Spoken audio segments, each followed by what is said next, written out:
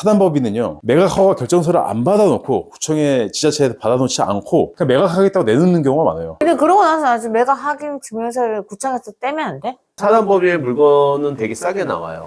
덜컥 이렇게 싼 게 나온단 말이야? 난 이제 어느 정도 공부했는데 이건 시세보다 싸다고 확신이 들 거예요. 근데 시간 낭비일 확률이 높아요. 법무사나 변호사랑 처음부터 스타트 같이 시작해야 돼요. 오늘 계약한 것 같네요. 어디 있는 계약인지 모르지만 그런 생각하시면 안 돼요. 아직 안 하신 거예요. 아직도 멀었어.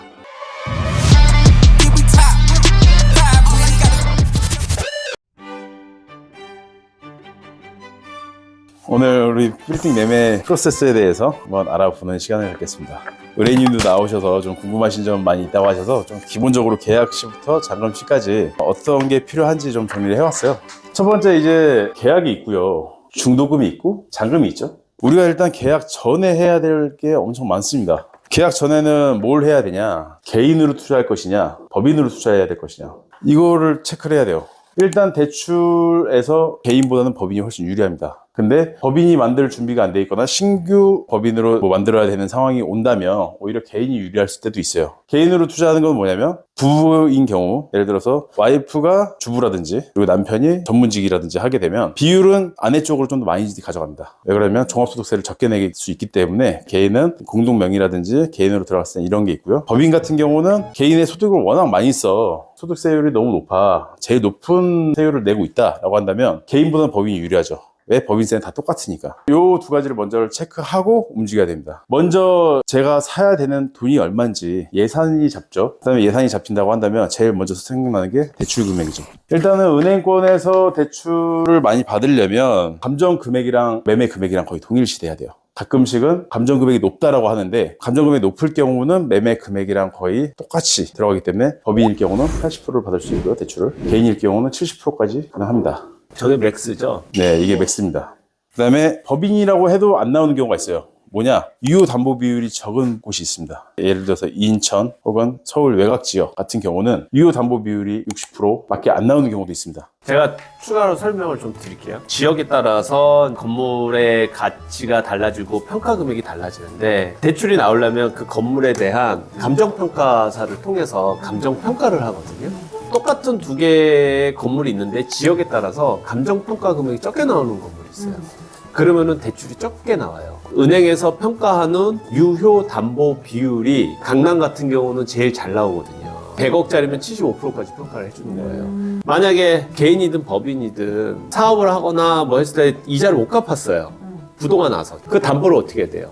경매해야 되잖아요. 매각해야 되잖아요. 그게 바로바로 손바뀜이 되는 데는 강남인데 인천에 이런 데들은 그만큼 메리트가 좀 떨어지니까 유효 담보 비율을 낮게 잡을 수밖에 없는 거죠. 현금성 때문에 그런 거예요. 아파트 같은 경우를 보게 되면요. 거의 은행에서는 현금이랑 똑같이 활용을 해요. 경매를 집어넣는데 이게 유찰될 확률이 있거나 경매를 넣었는데 바로바로 나갈 것 같아. 그럼 당연히 담보 비율이 높을 수밖에 없죠. 그럼 싸다고 바로 사면 안 되네? 오피스텔 뭐 2억 얼마에 나왔다 이랬는데 위험합니다. 그런 건. 20억이라는 감정이 똑같이 나왔어요. 그럼 유효 담보 비율이 50%다 하면요. 10억이 대출이 되고 필요 금액은 10억이 됩니다. 그러면 강남 같은 경우는 10억이 있으면 80%를 다 대출받을 수 있죠. 그렇게 되면 50억까지 살 수 있는 거죠. 그럼 50억짜리 강남 건물 살래? 20억짜리 뭐 다른 지역에 있는 건물 살래? 이렇게 돼버리는 거예요. 그래서 같은 현금이라도 어디를 투자할 거냐에 따라 달라집니다. 감정평가에서 굉장히 안 좋은 영향을 미치는 건물들이 있어요. 목조나 혹은 조립식 패널조나 철근 콘크리트가 아니다 라고 한다면 안 좋은 영향을 미칠 수 있습니다.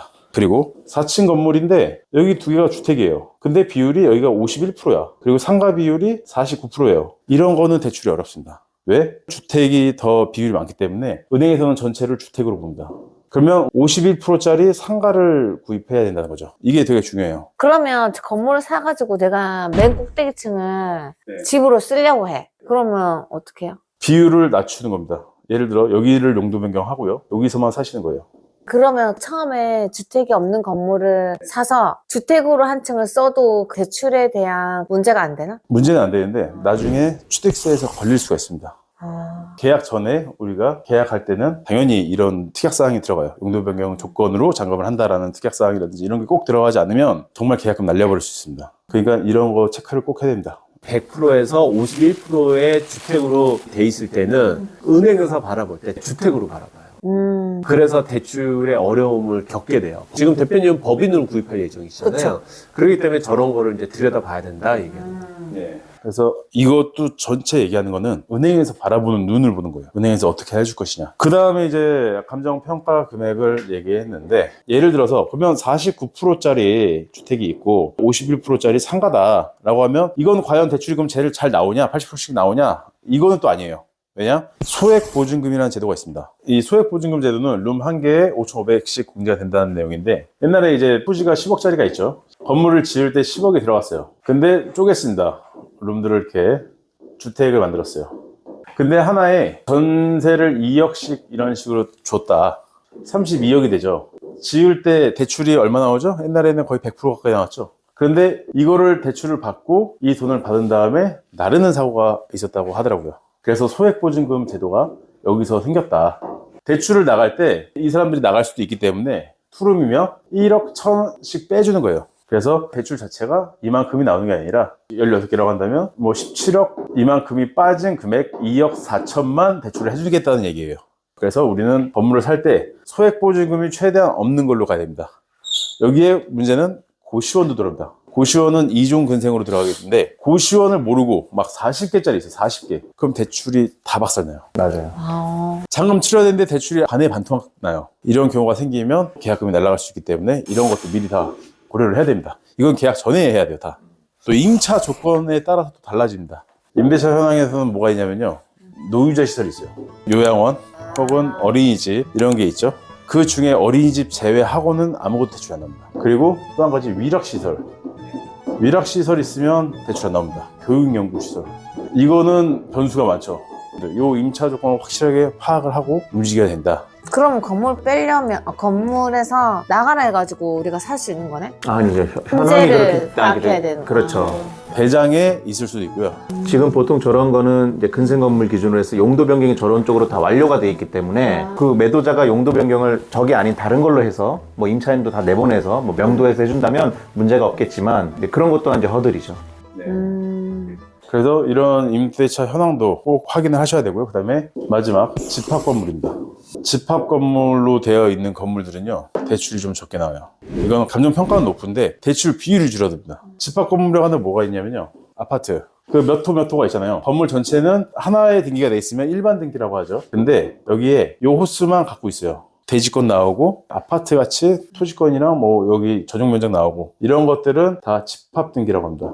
집합 등기로 돼 있는 것들은 항상 요구하는 게 있어요. 집합 등기를 일반 등기로 변경시킨 다음에 잔금을 하자. 잔금을 이렇게 하지 않으면 대출이 안 나옵니다. 이것 때문에 문제 정말 많이 생겨요. 그럼 미리 이 계약하기 전부터 건물주한테 이렇게 할 수 있는 조건이 되는지를 알아봐야 되는 거네요? 네, 그걸 알아봐야 되고 계약 전에 해야 돼요. 집합 등기인지는 어떻게 알아요? 등기에 다 나와 있고요.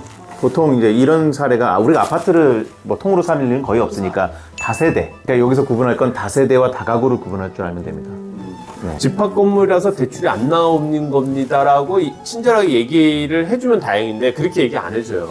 그냥 있는 사실을 가지고 그냥 평가를 하는 거지.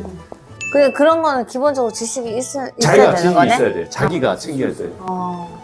그리고 이제 계약 시에 또 필요한 것들, 한 이제 거의 진행이 계약할 때까지 한 10% 정도 남아있다라고 한다면, 내가 사고 싶은 이 건물이 어떤 명의자냐라는 것도 중요합니다. 공동 명의야. 근데 지금 저랑 막 계속 얘기하고 있는 사람이 지분이 제일 적어. 그 사람 누구냐? 아들이래.